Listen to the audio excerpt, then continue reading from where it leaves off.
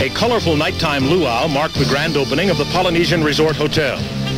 A month-long celebration was underway, and thousands of jubilant guests lost themselves to the fun and fantasy of the festivities.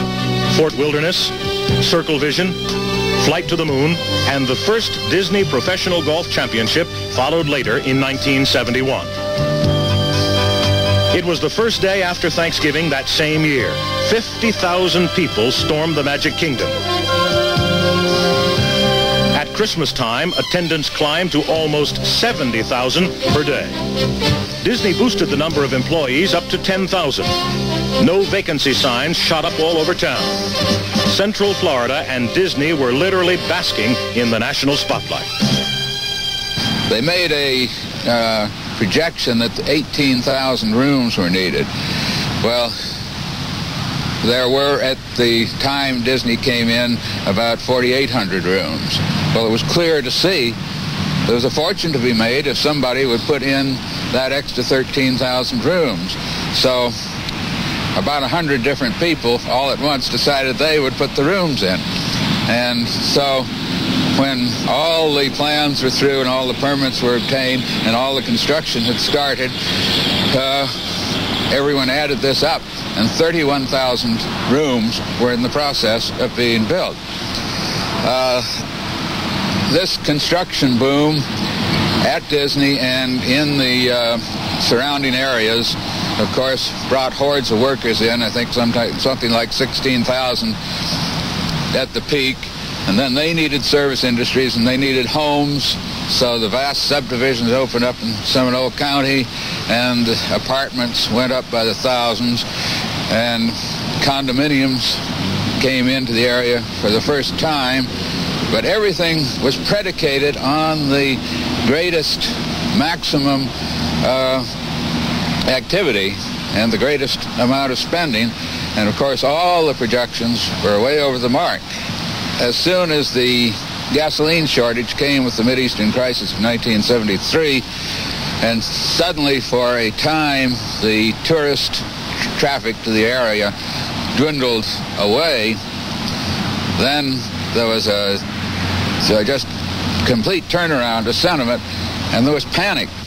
Grandiose projects like Hurricane World, World Peace Exposition, Roy Rogers, Marco Polo, and Bible World died, in most cases, before they were ever born. Builders were loaded with inventories they couldn't move. Bankers were stuck with millions in loans gone sour. Unemployment lines grew.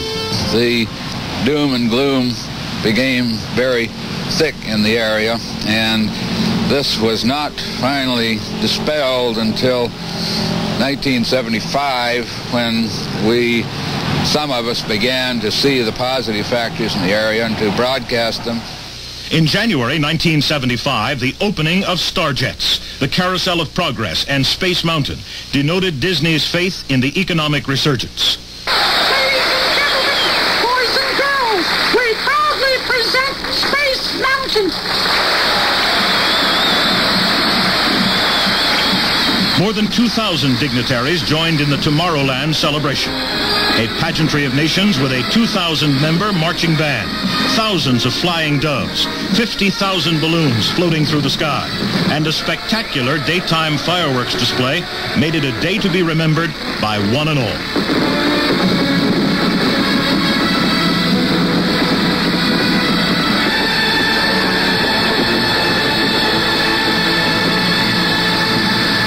I spent about 7 hours with the astronauts and the cosmonauts. I rode with General Alexei Leonov on the Space Mountain before he'd been adjusted. And I asked him afterwards, he spoke a little English, what he thought about it, and he said, I would rather ride up in the rocket. That was a great ride. That was a great day. Walt Disney World Village opened. Wedway People Mover moved into Tomorrowland, and more cars were added to the monorail trains. By 1975, the total Disney investment had exceeded $650 million. Disney and Central Florida celebrated the nation's 200th birthday in grand style.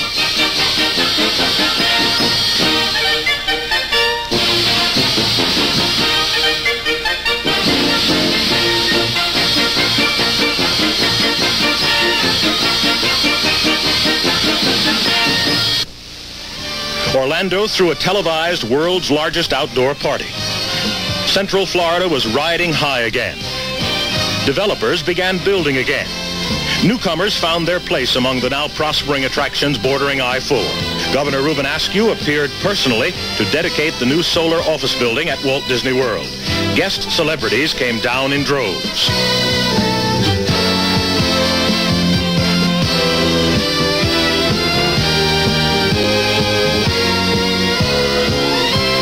Even President Jimmy Carter appeared, along with thousands of dignitaries from 70 different countries, for an international Chamber of Commerce meeting held in the Vacation Kingdom. Central Florida was world famous, in more ways than one.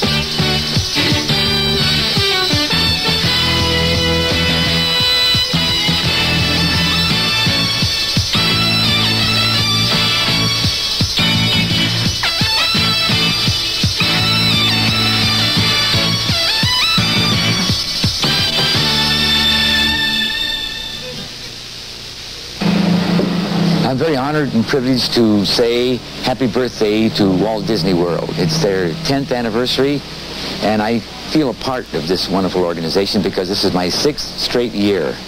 So happy birthday to Mickey Mouse and all the good people. Hi, I'm Andrea Evans. And I'm Wayne Massey, and we're here on our honeymoon. And we're planning on coming here for all our anniversaries. So we would like to wish you, Walt Disney World, a happy 10th anniversary. When Wilbur DJ 105 and Walt Disney World as we both celebrate our 10th birthdays all year long. The Magic Kingdom is celebrating every day with a big new birthday parade, parties, and live musical shows. Listen to VJ 105 for the magic combination to expense-paid vacations at the world's biggest birthday party. Look for details wherever you... As the 80s approached, the Central Florida growth pace accelerated. A new arrival, Big Thunder Mountain Railroad, rolled into Frontierland in the Walt Disney World Magic Kingdom. Just about all the other Central Florida attractions announced aggressive expansion plans. Construction of a new international airport for Orlando was underway. A long-awaited civic center was in the works. By the fall of 1982, it would be ready to host national and international convention business on a competitive scale with the nation's major cities. On October 1st, 1979, a landmark day in the history of Walt Disney World, came the biggest news of the decade. The Disney dream called EPCOT Center would come true October 1st, 1982. Card Walker, then president of Walt Disney Productions, had described the project to the International Chamber of Commerce back in 1978. Today, more than a dozen years ago, Walt Disney outlined his belief that the critical problems facing the world can and will be solved by creative people who are both dreamers and doers. People in universities, in government, in business, and in industry. Even then, he was convinced that solutions to many of our problems already existed and that every day others were emerging from the world's creative centers. He believed that if these ideas could be communicated to people in a way they understood and believed, the decisions they make for tomorrow would provide all of us with a better world in which to live.